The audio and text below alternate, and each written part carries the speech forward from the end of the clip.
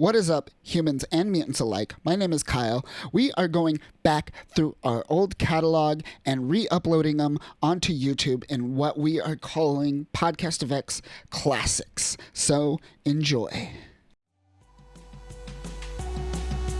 Welcome back, humans and mutants alike. My name is Kyle. I'm with Danny, and we're here once again talking mutant life on Krakoa and in the world in general.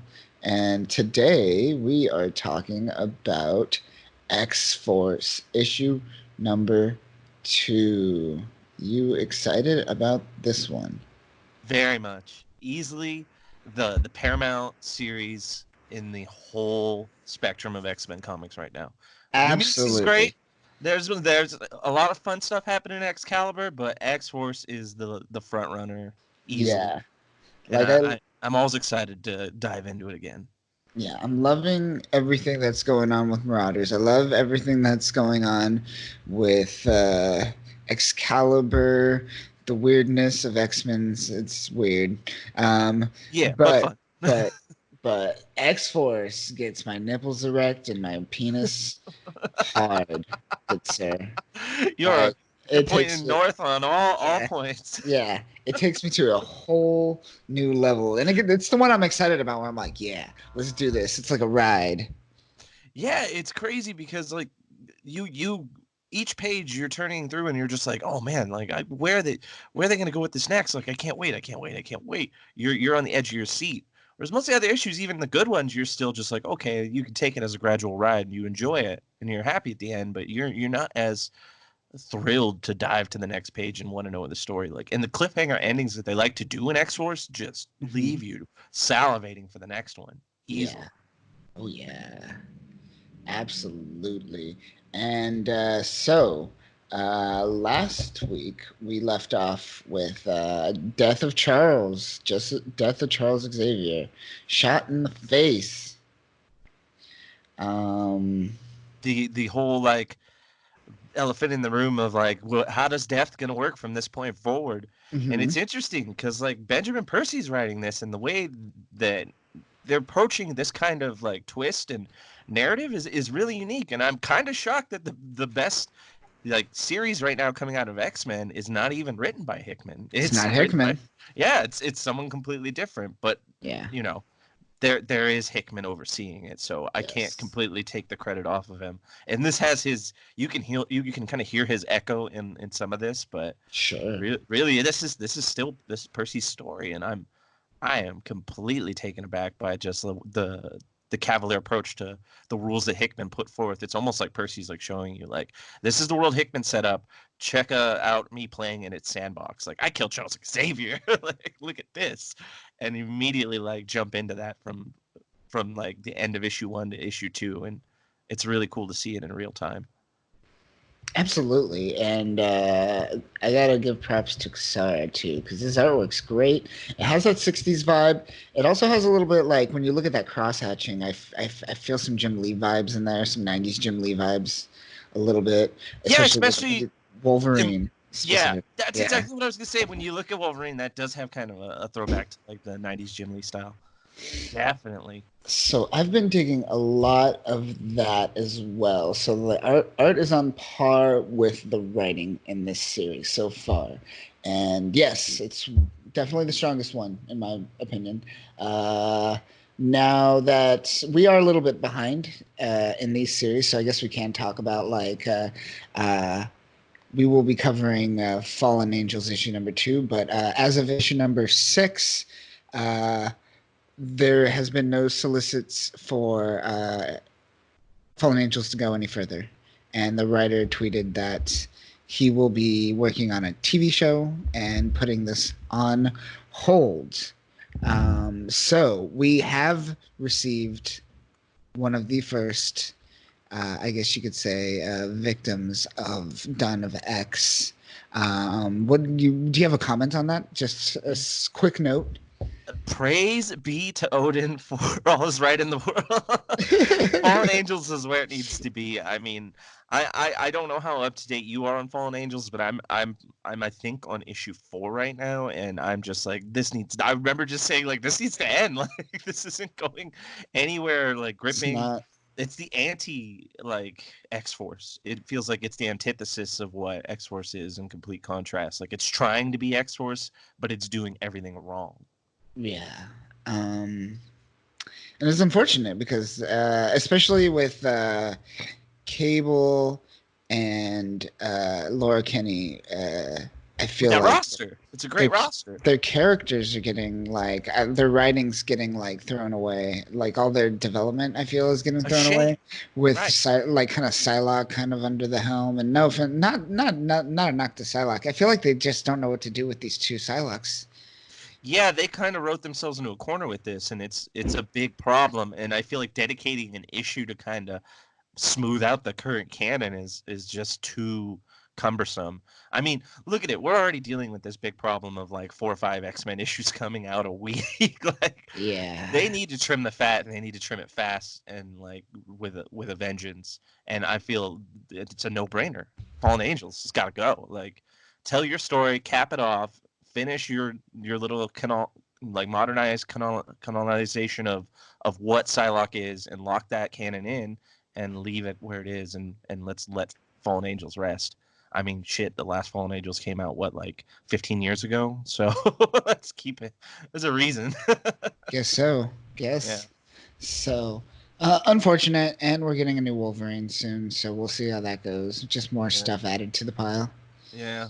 But I But mean, sometimes the solo Wolverine series work really well. So oh let's see. yeah, it's always the solo stuff with Yeah, Wolverine. like what That's was great. it? Miller when he was working on it, like his stuff was. Oh Sure. Oh gosh, yeah. yeah. Oh We're yeah. still feeling the stuff from that. I mean, gosh, that Dawn of X with what was it, Gorgon, and like they had that meeting and all that stuff. But not to get into that. But Yes. yeah, Yeah. it's Oh good yeah.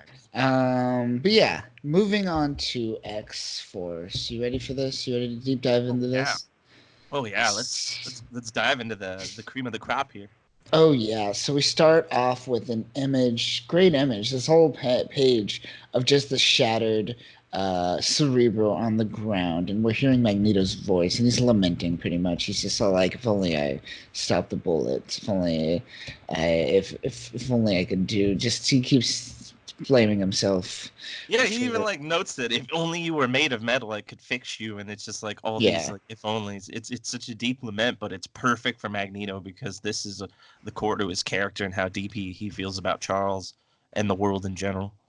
yeah, and the art is great here. And then we go to the next page, and the art is even more great because we get like a kind of a reverse shot. We see Magneto lift up the helmet, lift up Cerebro, and then we cut to a behind shot, a reverse shot of the X-Men just kind of also in mourning, and we just see Charles's dead body on the ground, blood just dripping everywhere, and it's a full page spread, and we see a decent amount of people on We this. even get Charles's face for the first time actually in like the Yeah, proper X-Men series. Like they haven't shown Charles's face since like what Dawn.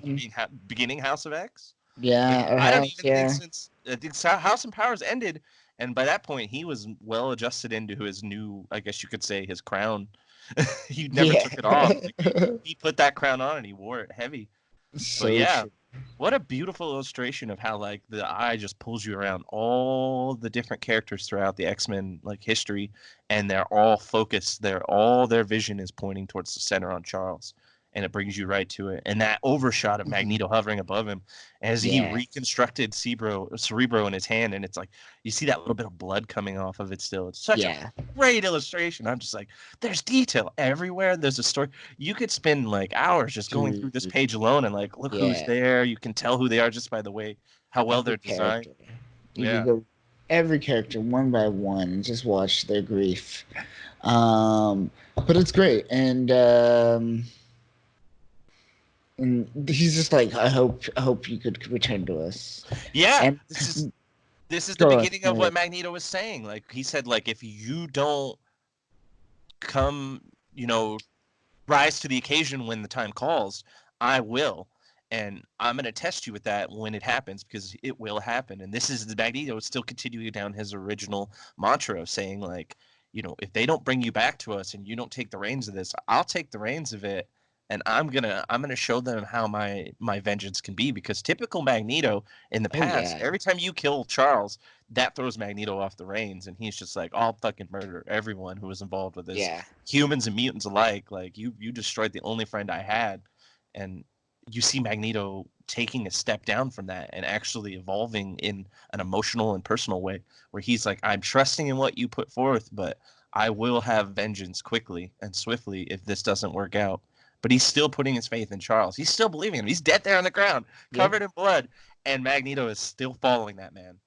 He is willingly following a corpse, and it's crazy to see Magneto in that stance. He sure is. So moving on, we get Magneto and Jean Grey and Beast, and we see Jean Grey take the helmet from Magneto, or they're kind of working together, and they turn the helmet into a sword. And as That's it, go that's ahead. to mirror though. That's to mirror the conflicting points of view, because here Magneto Yeah, is continuing on what he said. He said that it's exactly. important that we need to bring him back. If we Yep. don't bring him back, then people will know that the king can be dethroned, and that'll cause strife in the mutants, that'll cause strife in the humans, and then it'll cause civil war and Hmm. actual war to break out. And Magneto's like, he is beckoning for it, because Gene's sitting here saying, we're doing as best as I can. I believe I can bring him back. I have to. And Magneto says, you must, because at that moment, he takes Cerebro and he turns it into a sword. Because you can tell that it's his powers working when it kind of glows with more of a blue The kind of blue. tint around Yeah. it. And that's him, like, as he reaches out and he says, you think? No, you must. Because look at him. He doesn't even have to say it. He's holding that sword in his hand and he's saying, I will bring war to the humans if we can't restore the balance here. And Gene's like, I'm working on. I don't know. I've never really resurrected Charles before It's like gonna be this, but I'll do my best. yeah, he's putting like a pressure on her for sure. But it's beautiful visual like symbolism of like their two dichotomies like interacting with each other, where she's like, I'm trying to rebuild what we have here, and Magneto's like, you better, or the sword will fall. Yeah, and so she's like, "All right, Jam, calm down. I'll go do this shit." So Beast and Jean Grey go to Cradle One, and this is where we learn about these cradles. Or we don't really learn. We know that there's more than one, and we are displayed one of the cradles, and we know there's more of them. But in this cradle, we find another Cerebro, just kind of growing out of the roots almost. It looks like it was one that was kept in kind of like storing. I feel like the cradle implies like this is like their secret storage compartments for important devices. Maybe the multiple cradles are different Cerebro locations, but it's just a very weird scene, because I one like how they transition by just opening up the ground and it creates a cave structure that they climb down through in just Hmm. Krakoa. I like that kind of like moving and shifting like element to Krakoa. It gives it a lot of like I guess it makes it feel more alive and more organic, and that's Yeah, really cool. But it's also neat to see this like very Batcave esque moment of just like yeah, the secret chamber within Krakoa. And it's weird though that Beast is the one that they're putting all this pressure on, because Jean's putting down the gauntlet on Beast, saying like, we don't have much time. You got yeah. to figure this out, fix, Cerebro, so it's working 100, or get the Cerebro online so we can download Charles, and then we could start working on trying to resurrect him. Because without that, we're screwed. Because Cerebro is the database. Like, Charles's psychic ethos was the imprinting of all the mutant memories and personas. So without Cerebro and Charles functioning in a proper light, Yep. their backup is offline. So they're like, Yeah. whoop, this is rough. But they put this on Beast here to fix it, and it's like she makes this comment about him being a scientist, but I need you to have faith, and I need you to believe that you can do this and that the system will work. And I'm like, but wait, Beast is more of like a biologist and less like a scientist. Like this would be once again like the creator of Cerebro. Like this would be gosh, oh the mind, it slips me right now. Who was the one who originally built Cerebro? I can't remember his mutant name. Forge. Forge. I kept wanting to say Sage, but I'm like, that's not right. Like, why do I keep wanting to say Forge? I guess because Native American or something like that. That was just a trope, I guess. Sage. They called him Apache Chief. Um, so like Forge. Forge is the one Yeah, who they should be lifting on like you'd all think, this right? too.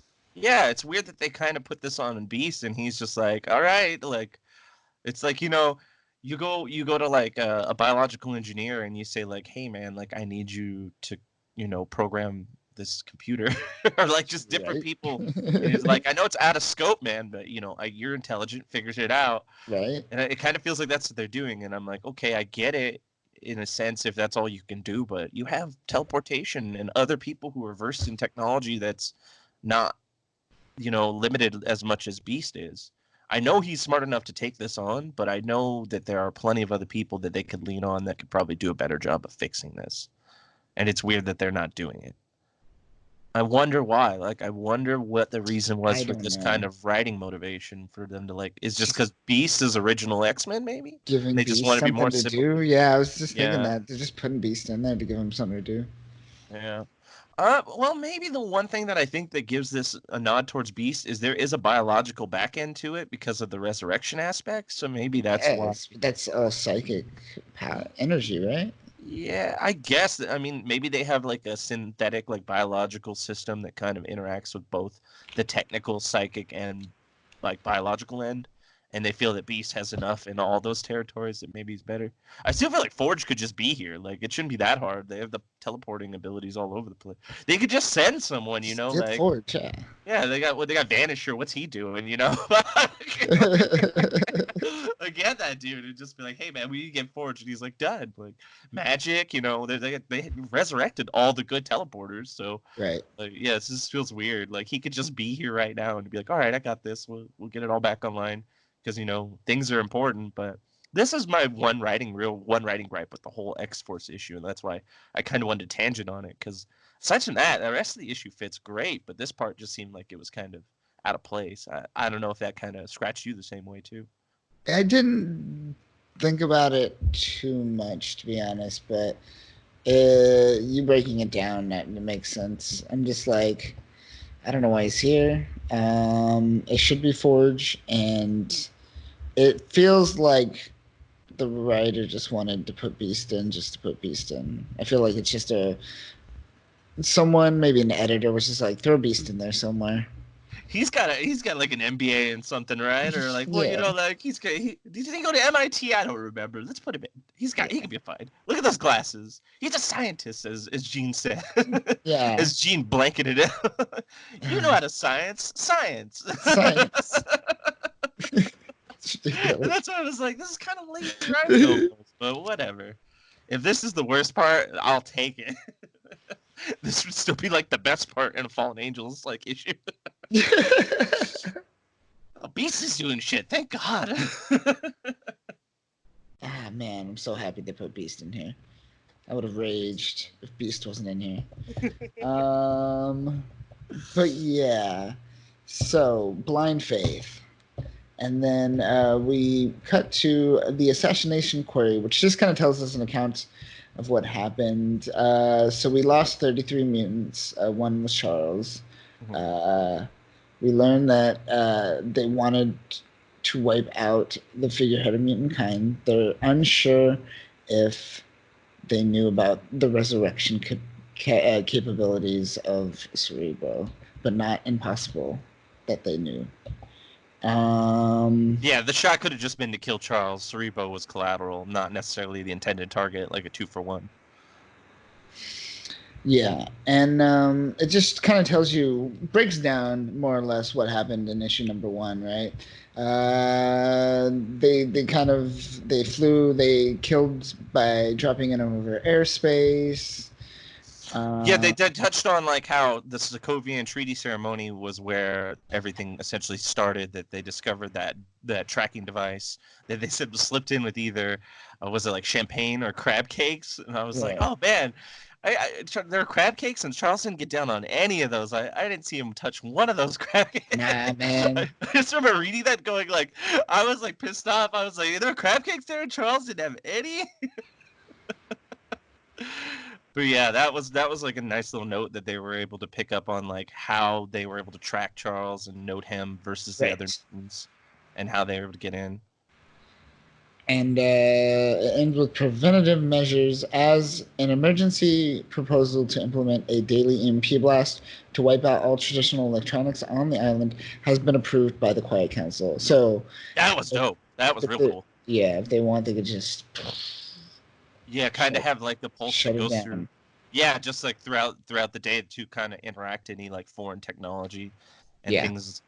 But I mean, they really were able to break down, like this was like some Columbo level of detective skills. But I mean, if you have enough mutants working together on it, yeah, like people like Sage, like she's real good at like computing this kind of stuff. And they were able to break down like how they got into the airport. They were able to point at like the baggage and airport security are being involved because there's too much here that was overlooked for them to have pulled this off. So it's like they're able to break down, even with a few hypotheses here and here, they're not fully gathering everything. They get the gist of what happened and how this happened. And they already have preventative measures. Like I yeah, like how quick and fast they are about reacting to the problems, and how they just don't. This isn't like the X-Men of old, where it almost feels like there was a lot of problems that like they could have avoided and like been proactive about. These new X-Men are just like, oh, okay, this happened, let's fix it now. yeah. Uh, yeah, it's a good debriefing for Yeah. sure. And the Reavers are mentioned in there. That the group is Yeah. is tied to the Reavers, which is real cool. Oh, I did miss that. Yeah. Yeah. Okay. Yeah. Oh, yeah. I see it. Yeah. But they say they bear a resemblance, so it's like they're not even 100% sure that it's the Reavers. But I mean, Right. us as the reader, and from how they're being used, they're either the Reavers or the Reavers is like interchangeable counterpart, the Purifiers. They're both. That's the same thing. Sure. They're all the same. They're all like people who are like hate mongering, anti mutant mercs, POCs or something, like contract POC. mercenaries. Yeah. Yeah, but it is what it is, like with that kind of concept. But I definitely know that that's what they're leaning on. They're like, oh yeah, this is the Reavers. We're totally flagging that right here. Yeah. And we cut to after that the healing gardens, and we get this great shot of just these people getting kind of their bodies are like it's pretty good body horror Yeah, in this whole issue. We're gonna see a lot of this, which did is you see Alien Covenant? I mean, not great movie. yeah, I don't remember too much, but I saw it. Well, like the cyborg character played by Michael Fassbender, Michael. Magneto. Oh, Yeah, yeah. Is that the yeah, one where he fluted himself? yeah, there was that. That's That was all I also remember. That's all I remember from that movie. yeah. Well, there was a lot of like body horror like this where he was doing experimentation, and like there Oh was a lot of yeah. imagery that kind of. But this is on some next level. But can we take a moment to note the breakout appearance ahead of her movie appearance? We get Dr. Celia Reyes. Yeah, Dr. Oh, Reyes. oh my gosh, and organically here, like this makes sense because you know what? She has an expertise in surgery. Exactly. Whereas her as some sort of head and mistress, like psychiatrist character in the New Mutants movie makes no sense. I don't get it. But she's here. Like that's an interesting. I mean, more believably here than in the other one, but here nonetheless, which is kind of cool. Indeed. And they're just talking about like healing lungs and stuff. There's a lot of adrenal glands and Black Tom's in the back just going like, it's my fault. This is I all did this. BTC's fault. It's BTC's fault, man. BTC didn't like this. BTC didn't want this. BTC does not like this. Everyone's just like, please stop calling yourself BTC. BTC Yeah, will not stop. He is in the third person all throughout this like entire dialogue. I like the one thing she notes. So the Dr. Reyes is like, check out this like weapon concealed in their arms as well. There's one Oh bone that's yes, like it's kind of like a Wolverine-esque thing. it looks Wolverine-like, very Yeah, just a sharp dagger bone in their forearm. yeah, that's pretty legit. I like that. And then Black Tom's just like, I should be the one with the bullet in my head. And I picture him saying all this in like a real sad like Scottish voice too, just like the kind of has that like kind of how they did like Moira and him Yeah, in the animated series. in the Like animated series. I would say almost cartoony, but yeah, that's a cartoon, so yeah, exactly Yeah, how it should be. exactly, exactly. Um, I forget he's Scottish. I always forget their shit. The shillelaghs. I gotta remember. Yeah. Shillelaghs. Then we cut to Wolverine, or at least his hand, Yeah. and he snicks. He snicks it out. He's aggro. He's just all like, I'm gonna kill him. I might kill him. Should I kill him? I'm gonna kill him. I think I'm gonna kill him. Should I kill him? Everyone's like, we can't. It's the law. The healer is just like, I only heal. Look at my moniker for crying out loud. Right. Like I am as one-dimensional as it comes for medics, so you just need to take it easy. And Wolverine has this nice little moment though, where like healing and hurting can be one and the same. Yeah, that's a good line. Yeah, and then he snicks away as the blood runs off his knuckle, wanting to hurt the guy so bad, but he's restrained. He's matured like Magneto. In a way, he still does what he wants and can Yeah, fly off the rails. But still, there's a restraint from both Wolverine and Magneto, two people who are typically not known for doing such. indeed. And he kind of flies off the rails a little later. Or not flies off the rail, but he takes things into his own hands. Yeah, Wolvie style. Wolvie style. Snick, snick, motherfucker. Berserker barrage. Good time. But then Black Tom's talking about how he dismissed the breach, and he's still lamenting. He's still being butthurt. And Wolverine's just like, call Jean here. We need Jean to extract information from this guy's mind. Psychic interrogation, I think he says. Yeah. And we need to find out if Domino's alive. And she's just like, bitch, tell Jean yourself. Why don't you tell Jean yourself? And he goes, because I'm going hunting. And I like how like just totally ready he is to like get things going, because he also notes like, if we find out Domino's dead, we got to jumpstart the resurrection so we can get her last memories and debrief her as quick as possible. I like how well Wolverine is happy to utilize the resurrection system. Yeah, he's just like, kill him. We'll get information faster. Yeah, or no, like we'll just reboot Domino and then we can debrief her then. So it's like, who gives a shit if she's dead or not? We can find out who's behind this and how to like get to the core of it all. Yeah, if you're on a mission with him and you like stub your toe, he's just gonna kill you. He's gonna be like, well, we'll just kill you, bring you back later. Yeah, in a way, you're dead weight. I twisted my ankle. Well, all right, let me kill you. You're done. See you back at Crackle. Yeah. Like, not again. Just don't get me in the abdomen. And he always goes straight for the abdomen. Yeah. Wolverine is always getting held back. Oh jeez. Oh, but they also dive into the fact that Domino is grafted into the body of all the Reaver-esque mercenaries. Yes, because that's how they were able to get past the system.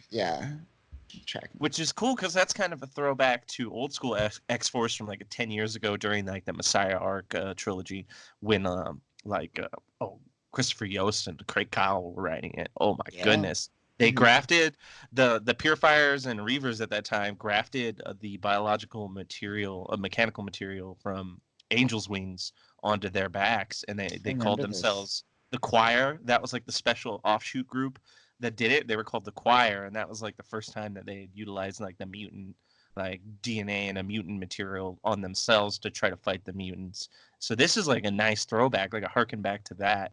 And it's like, oh my gosh, it's crazy.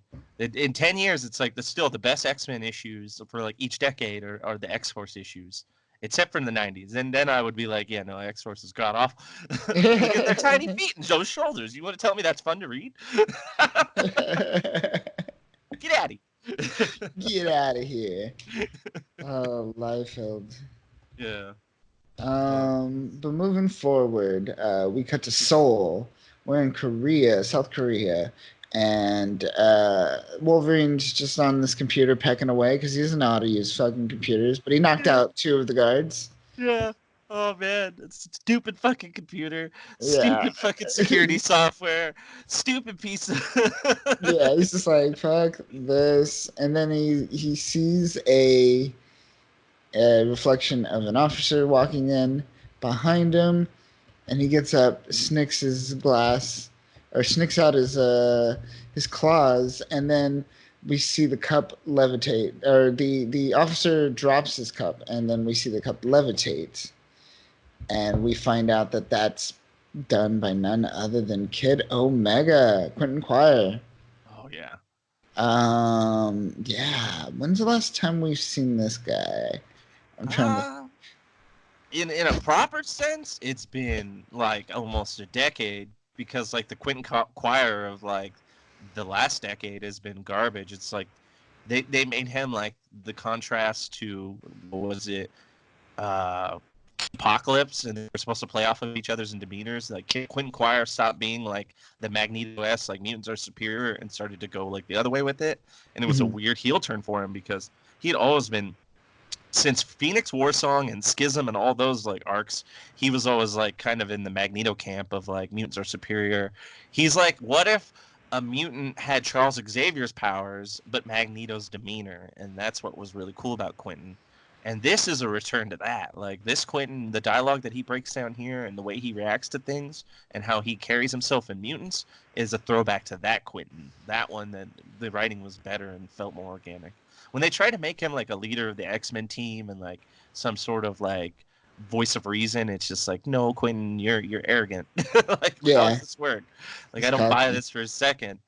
And I noticed that this kind of overshadowed Wolverine too, because like when Wolverine said he's going hunting, all I could picture is that Wolverine from like the Dark Phoenix saga when he was defeated by the Hellfire Club and then stood up and then turned around and went back and defeated the Hellfire Club by himself single-handedly, because he was like, all right, you got the first one, but the second one is on you entirely, or on me entirely, so let's do this. Then he just shows up and he's like, I can't hack this damn computer, and Quentin's just like, what the fuck are you doing? Like, get out of here. This is, what do you think, this is the 80s? Like, I'll handle this. He sidelines Wolverine. He Literally does. he tells him, like, if I need someone to stab something, like, I'll get you. Like, just sit back. Oh, dude, this is great stuff here. Oh, it's so good. And he essentially takes the cup of coffee from the dude and pours it on his face, burns him. He's still in the background, like they're talking. Like they don't immobilize this officer or anything. They just poured coffee on him and then began talking. Yeah, just left him there, like He's just like writhing on the floor in the background. It's ridiculous. But essentially, he's like, "Yo, let me get in here. Let me show you how it's up, how we do this." And he goes in and he mentions that like he not only got the information about the people and their license plate and their information, but in the process of doing that, he went on Amazon and like maxed out Wolverine's credit card. But then Wolverine was like, I don't have a credit card, and he's like, well, you do now, and you have a terrible credit score. Enjoy. Yeah, that's great. So now follow me if you want to stab something. Oh man, Quentin's got the best burns, like literally and like metaphorically. Like literally, he burnt that guy with coffee, then burnt Wolverine with his words. It's all on the same page. Everything, like when he's all like, "I've been inside your head," and it's like a spent ashtray in a Depression era hobo bar. Right? That's great. Damn, that was savage. I was like, holy shit, that's beautiful. Like, what a literary burn, or like what alliteration in his burn. Like the way he sewed the words together in such a way that fit, and it's just like, damn, Wolverine.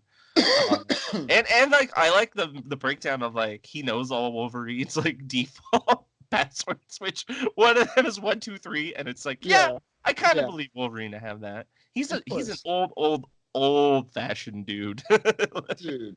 Yeah, Yeah. super old fashioned. He's got like Civil War era etiquette stuff. That's funny.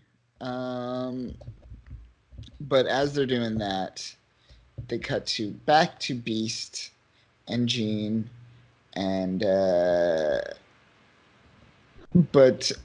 just talking. Are they just? The only thing I get from this is they're just reminding us that there's pressure. We gotta go. It's just like, don't you understand? We gotta go. What's there to worry about? Don't you understand the fate of the mutant race? That's all I really got from this interaction. Yeah, it was more of like, instead of that scene in Swordfish where like, he's gonna get shot in the head.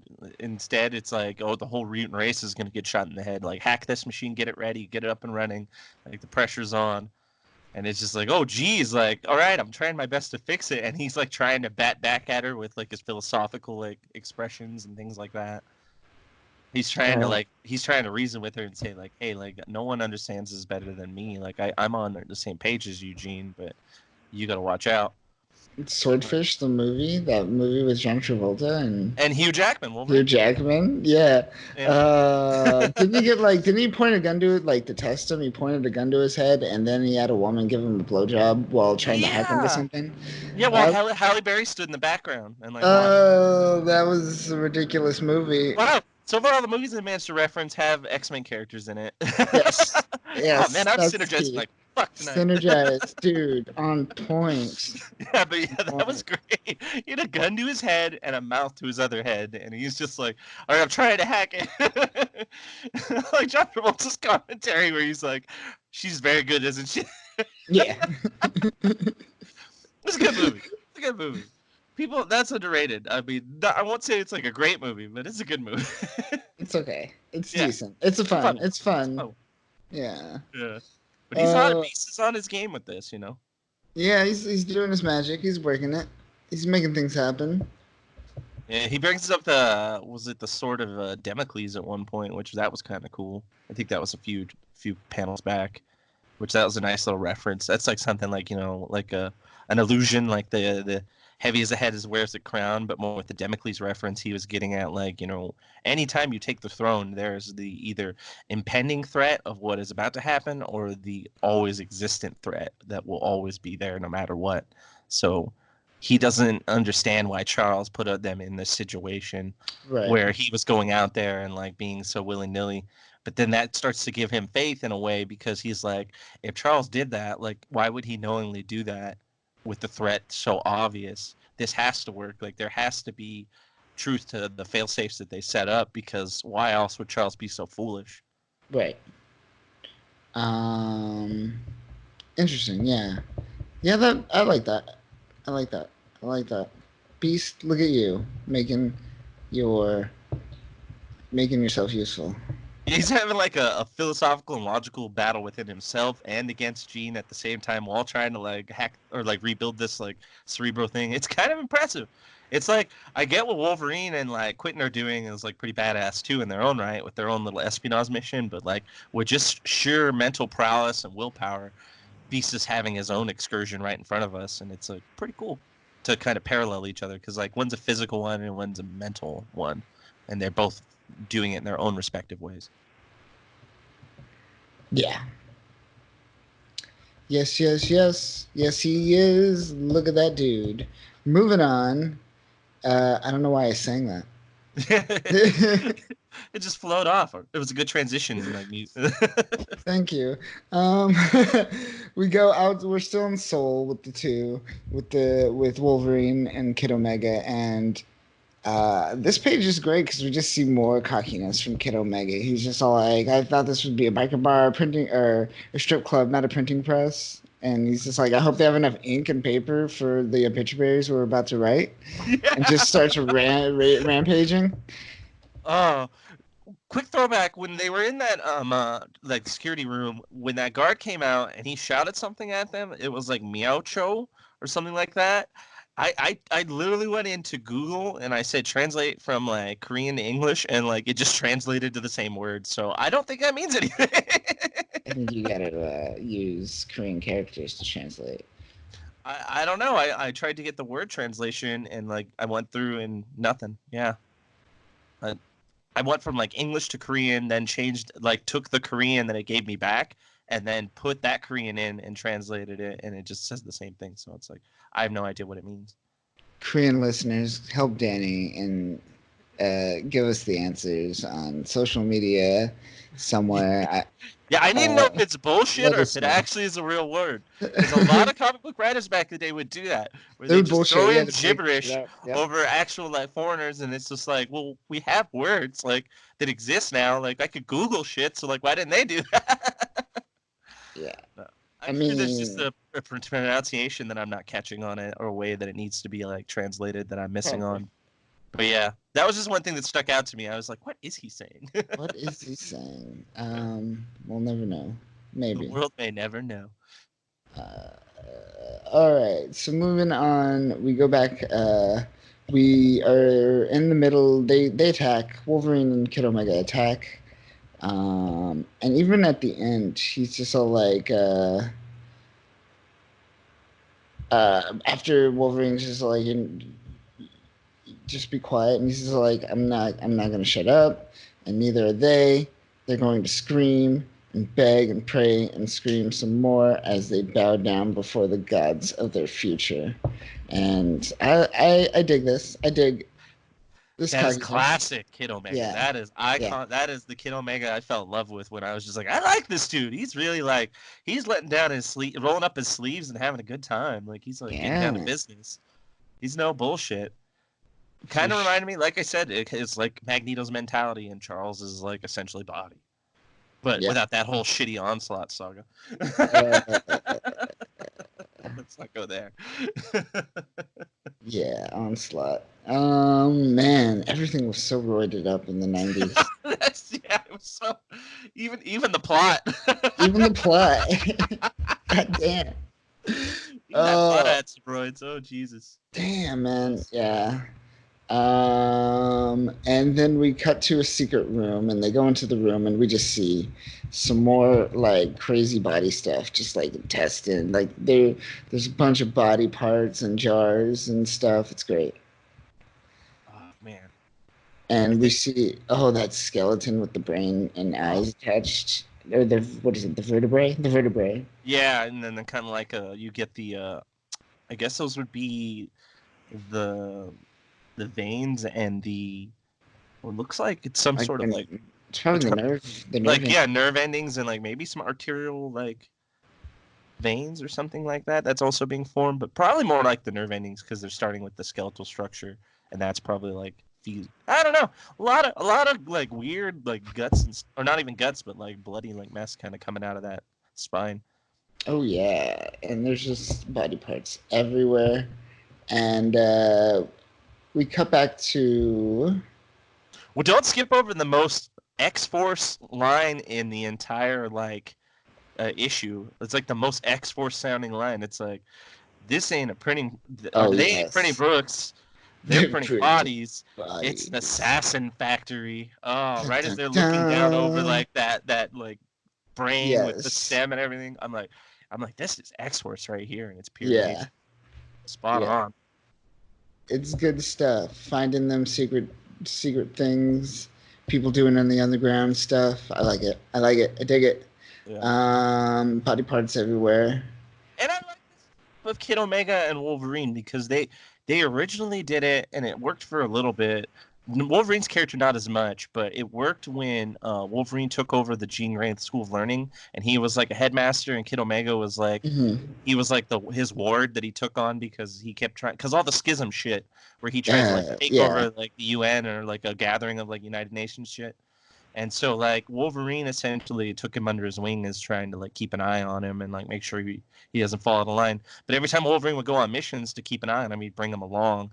And like I enjoyed that Kid Omega for a bit, but it's like Wolverine was trying to install some sort of like mentorship and lead him down a more righteous path.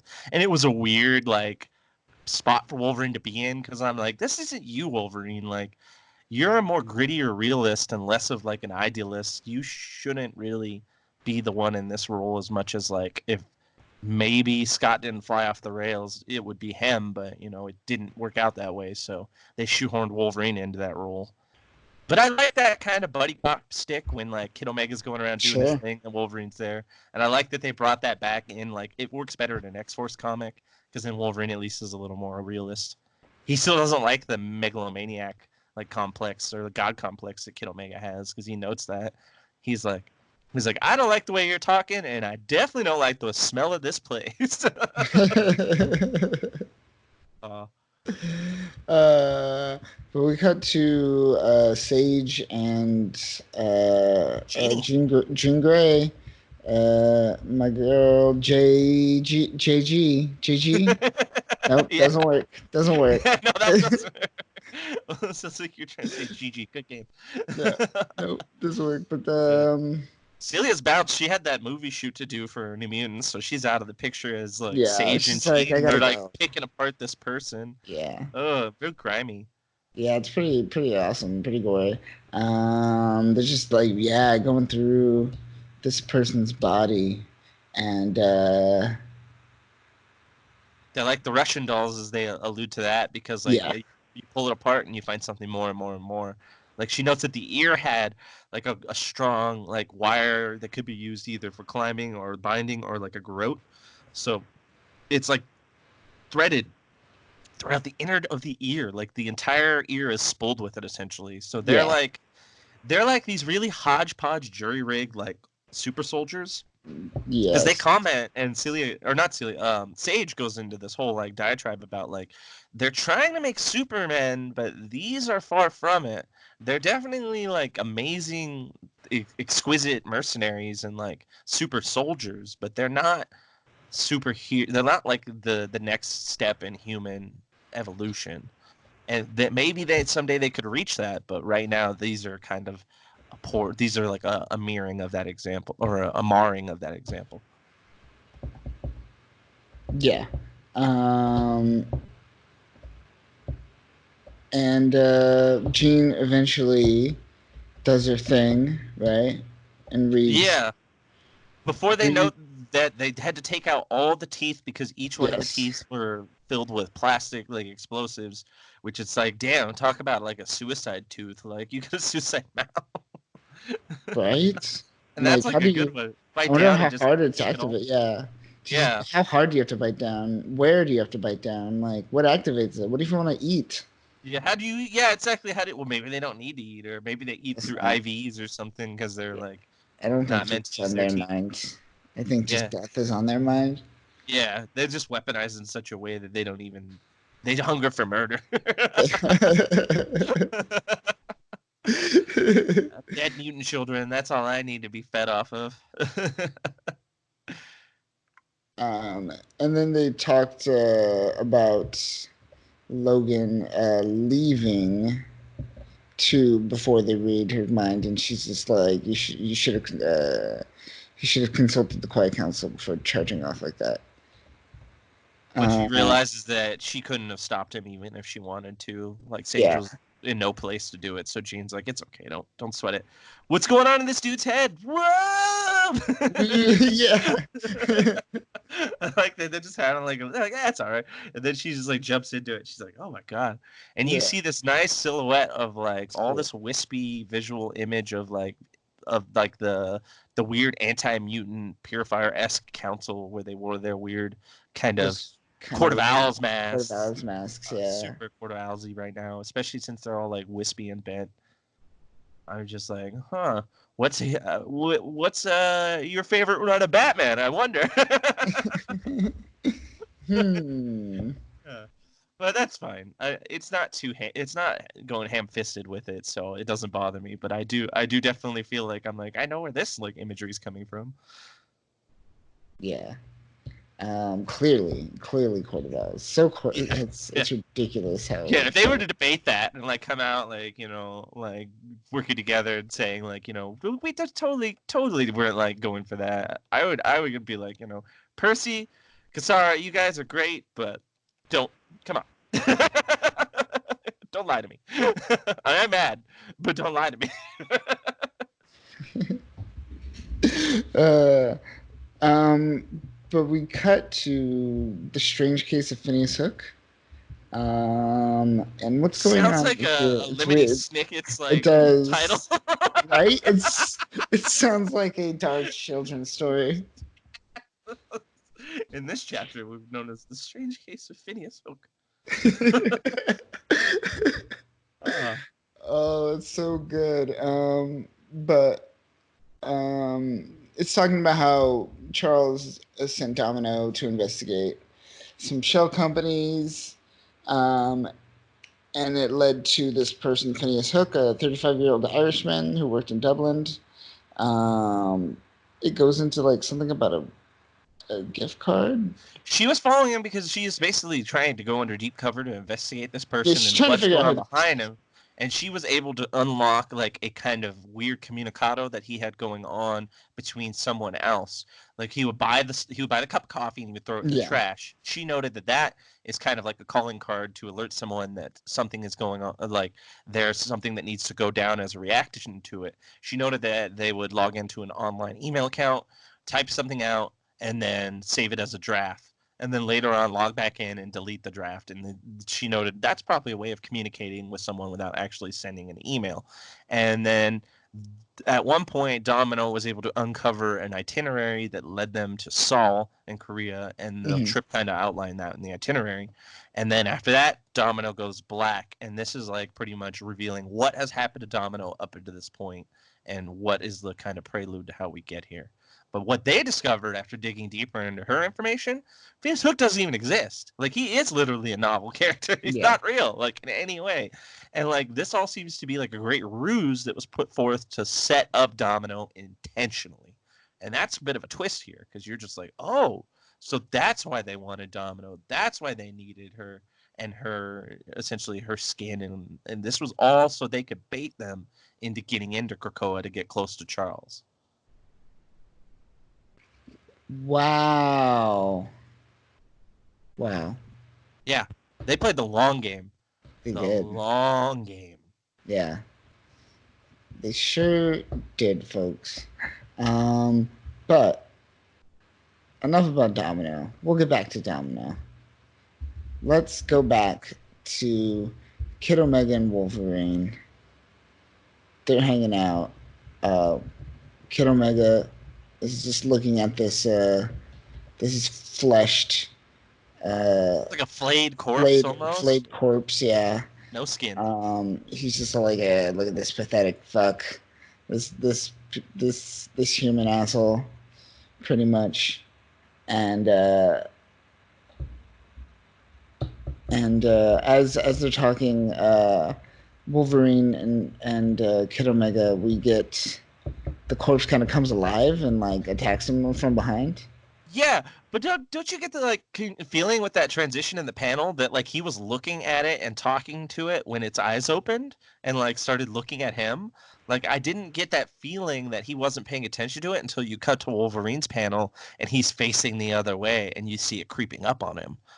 Because like in Right. the in He the was first looking part, at it. Yeah. yeah, it feels like he's looking right at it, and I'd be like, well, wouldn't you like keep an eye on something that just started looking back at you? Like, so that's why I was like, how did he get the jump on him? But then that last panel before it actually gets the jump on him, you see the silhouette of him like facing towards Wolverine and it walking up behind him. It's kind of creepy. Kind of creepy. A little Not creepy. as creepy as like if they would have did a better job hinting at like that it wasn't that he didn't see the eyes open because Right. that Weird threw me off. continuity. Yeah. Yeah, it took away from the reveal.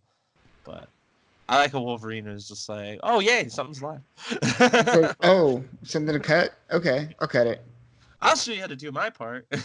Yeah. And so Wolverine gets down, and then Quentin's just like, all right, let me do my thing. And his powers aren't working. And he's like, oh shit. Psychic shotgun, psychic shotgun, psychic shotgun. Oh Right? god, that's all I No, gotta do right here. what do I He has do? a super existential breakdown where he's just like, all I am are my powers. If I get to my powers, I'm nothing. And he's literally on Another, the ground in the fetal yeah, position almost. Shitting bricks over here. it's great. And you, Wolverine's just like, you got fists, you got feet, you got teeth. So animal get instincts. animalistic. Yeah. Try him out sometime. As he's just like rampaging through all these flayed bodies. And as he says that, Quentin just looks down at like this skull that and vertebrae just kind of snaking towards him. We got knocked out of one of the glass like canisters that were nearby. The Right, Wolverine like yeah. throws the whole Wolverine, dude into it, and it yeah. knocks it loose, and it's like bouncing towards him and smiling. Yeah. It's So yeah, I'm creepy. gonna bite you. I'm gonna bite you. Ah. So Quentin does what he does best. He just kicks it. I don't know if that's what he does best, but hey, he was That's able what he to do does it. best in this situation. As Wolverine said, he's got feet. He's like, I'm helping Wolverine. You I booted that. I booted that skull that had see no that? body. Yeah. But then we cut to Wolverine's just like find her, and Go be Quint, useful. Go find Domino. yeah, go find Domino, Go get me and some Dominoes. then like literally, it's kind of a weird transition because like as she says that, he finds her. Yeah, like he's just like, I oh, was, she was right here, like in this one yeah, room. That's just right. kind of abrupt, kind of like convenience, very convenient. But he's just like find Domino, and he's just like, oh, okay, I done. And boy, does he find her, Oh Jesus. man, and look at this page. This is Oh, intense. It's a one panel spread of just Domino in a test tube. Half of her body looks flayed and mutilated, and I assume she's being healed, or she at least seems. She in a seems. stasis. Yeah, she seems to be in a state of like stasis. But I mean, look at that one part by her leg. It's like someone took a bite out of her. Like there's like a Right? chunk of her leg just bitten out or something. I don't know what that's about, but wow. And there's still like some skin shavings left on that other side still. Like they hadn't like completely removed it all. But you now see the physical representation of what they took off her and then skin grafted onto all those other people to then actually get into the island of Krakoa. Yes. Brutal Damn, scene, that's brutal a one, lot. just one page here. You would Just think they would just like take blood, but no, they're like, nah, taking some bone. I'm gonna take a little bit of muscle, take a little bit of yeah, flesh, a little bit of fat. Why not? yeah. Oh yeah. Oh, they were peeling her back like an onion. Ugh. That's rough. That is a rough panel, but man, well drawn. It's so great. It's Artistically so perfect. beautifully drawn. Yeah. Oh man. Anatomically, it's great. Yeah. What a way to end it too. Like perfect. Just like that visual Right? reveal sits with you. That sits with you. Like, cause then you look It's like, back and you're like, man, damn. that's how they ended. Like, where are they starting? Oh, jeez. And it's kind of a gut wrenching moment, you know, because if you're a fan of like Domino, you're just like, oh, Domino, that sucks, man. What happened? Right? Poor Domino. Poor Domino, man. Ooh, yeah, it's worse than Luke in his pod, Yeah. in his tube. Yeah, exactly. Oh, jeez. Oh man, but that is where we end this issue of X Force. Until next time, what did you think about this issue, Danny? This issue wins in every bracket. It's Yeah. great for action. It's Yep. great for character development. Sure. It's great for story development, not Yep. only for the X-Force story, but the Krakoan story. Yep. And it's funny. It's not even I don't know if it's meant to be, but it's just as funny as Marauders and New Mutants. Like I think it's just the way the deadpan delivery that gets me, and that's my kind of humor. I like dark humor and stuff like that. So that's Yeah. why it's really funny to me. I can imagine plenty of people reading this and be like, I didn't find any funny next words. But to Right. me, like there's just some shit. And I think maybe just my approach towards it and the way they like just label things like the strange case of Phineas Hook. Like that's fucking funny to Right. me. Even though Just, that really wasn't too meant to be. It's just the title, you know? And yeah. the one-liners from fucking Kid Omega, like that shit was funny. Like those are some brutal savage burns. Just Yeah.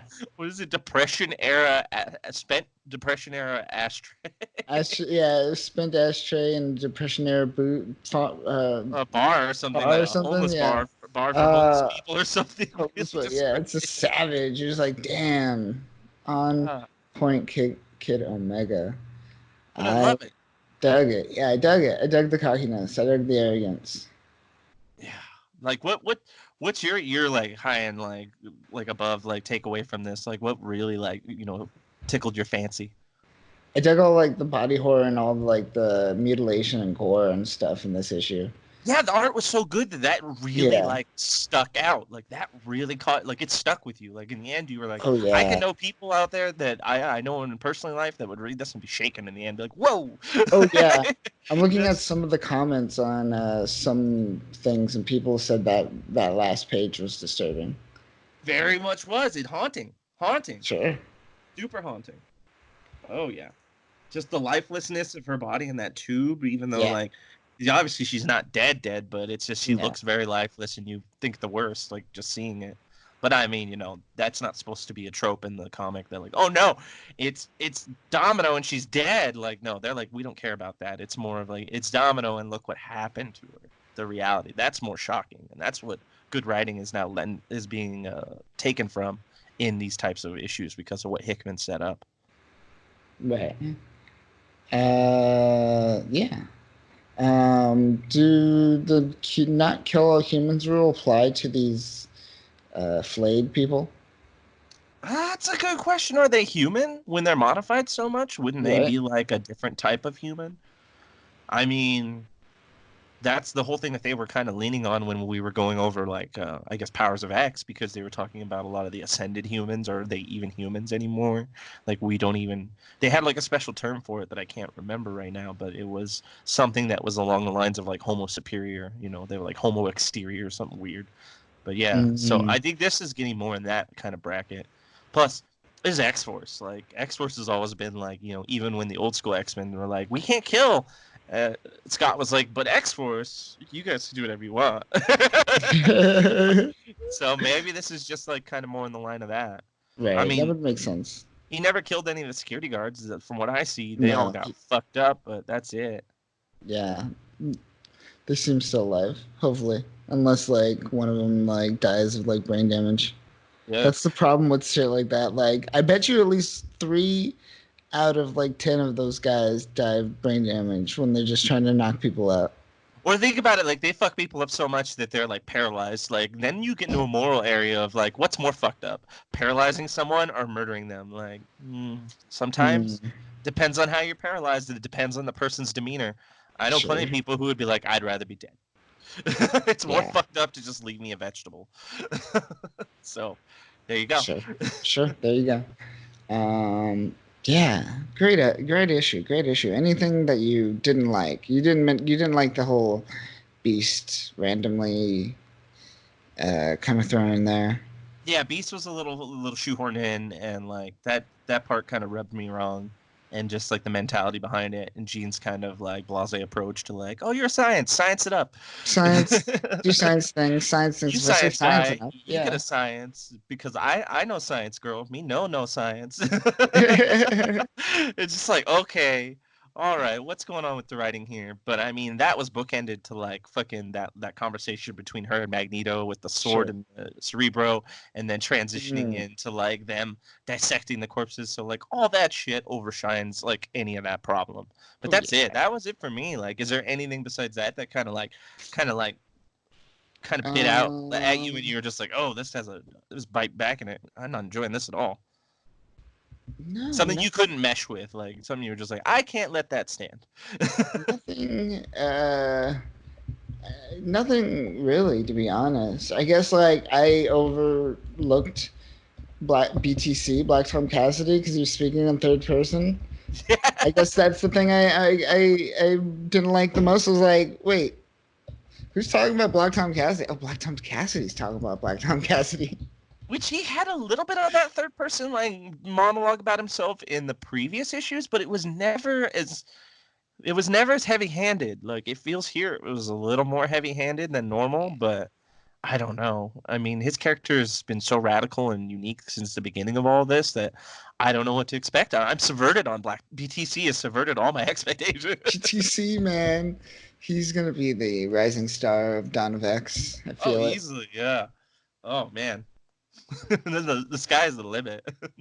Meow chua, meow meow meow chua, Yeah, meow meow. I'm trying to say that word. yeah. Meow chua, meow chua, meow chua. I Hold searched on. by the phonetic and just other things, and I was like, I couldn't find anything that translated it to what it meant in English. It might even be one of those things that might not even have it. Like then like 1/3 of the German language where they're like, oh, it means this in German, but there is no English word for it. It's just a euphemism. Right. Meowchuo. Meowchuo. Okay. I'll figure it out. I'm gonna figure it out and get back to you. I thought it was almost at first like I was a little like localized in my approach to this because at first I thought he was just saying like a blarger or like one of those weird like things that people say when they're frightened. But then Sure. I like straight up like was like, no, that's a word. They're in South Korea. He's speaking Korean. Ah, what does that say in Korean? Like, I was curious. And then I got nothing, and I'm like, all right, whatever. We will find out soon. But that is it. Any last words on X Force Thank goodness for we got this to do week? X Force before Fallen Angels, because at Oh least I feel man, satisfied here, not yeah. wanting more. Because next week is gonna be it's gonna be okay. It's just gonna be okay. Yeah. We'll try to keep it going. Yeah, we'll try to bring some fun to Fallen Angels and like some diatribes and tidbits, but that well is pretty dry. It's Yeah, artwork is rough, the story is rough, the character portrayals are rough. It's just, and it's weird too because like you know, Kid Cable is in Dawn of X, like X-Men yeah, issues, so it's like some of them don't even need to be here because they have other stories as well. exactly. And you know how I feel about like Kid Cable. He's already kind of weird to me. So him getting like more than one issue is like, all right, we've resurrected all the mutants pretty much. I mean, millions at least. Yeah, You're gonna resurrect millions of mutants, and one of them's gonna get like multiple issues that focus on them. Like I don't understand why, but okay. it's weird.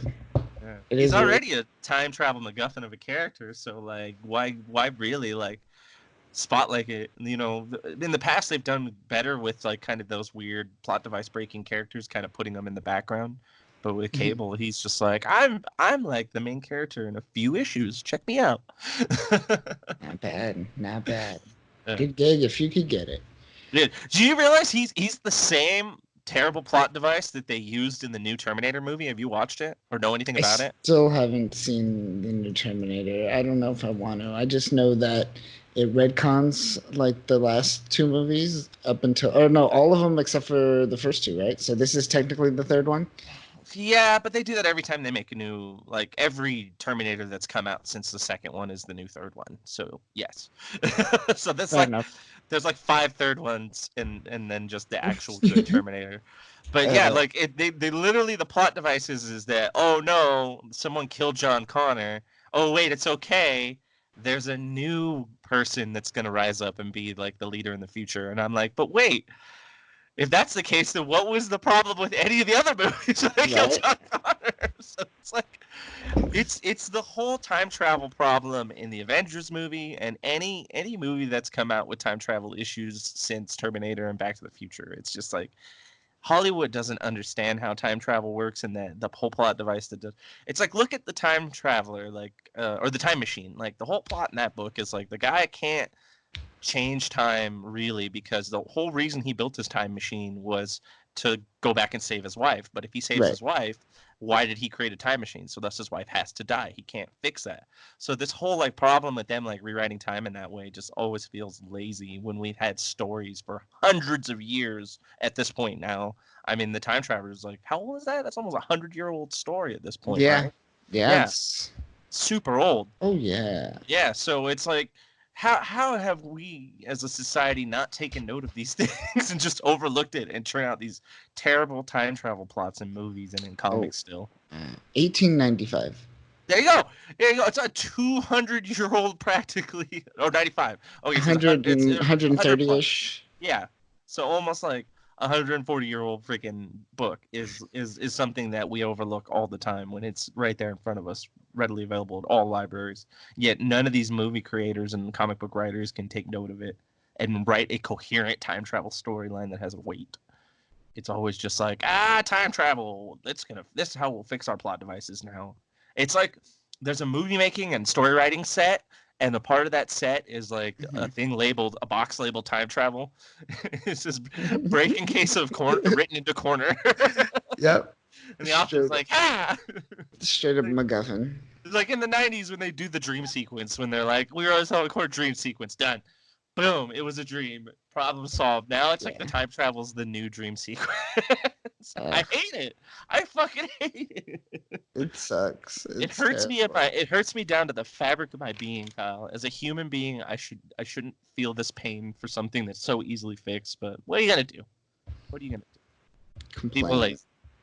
That's all we can. Yeah. Complain away, but that will do it this week, folks, for Podcast of X. My name is Kyle. I'm with Danny. Follow us on the Instagrams. We have an Instagram. I post when new episodes are up. Be sure to leave us a message, DM us if you have questions. Hey, we might read them on the podcast if you leave us a message. Who knows? Who knows? We might insult your mom. That's also an option. It's an easy option, so Yeah. So you never know. You never know. But that will be it for this week. Remember, the robots are going to kill you. So live your life and eat some carbs. You're looking a little thin. he's talking to you, world. Yeah, yeah.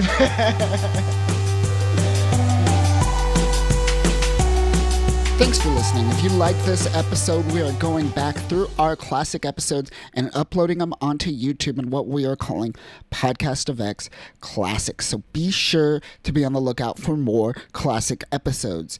And be sure to check out freespeechgeek.com.